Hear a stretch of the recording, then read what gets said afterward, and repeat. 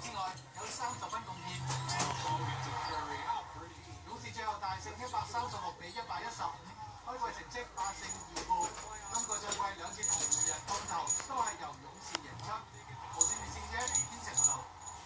轉睇下北美冰球聯盟啦，亞利桑那野狼險勝愛德蒙頓遊人。兩支排分組榜尾嘅球隊交鋒，深色衫嘅愛德蒙頓遊人喺主場迎戰亞利桑那野狼。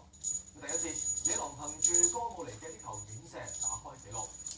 佢哋之前曾經連輸過3場波㗎。嚟到第3節，野狼由保特卡入多球領先2-0㗎啦。輸埋今場之後，遊人嘅連輸紀錄增加到3場。雖然何以喺混戰中攻入呢一球，最終都要輸1-2。土耳其高爾夫公開賽方面，兩位球手要打到最後一個洞先至分出勝負。當大家仲討論緊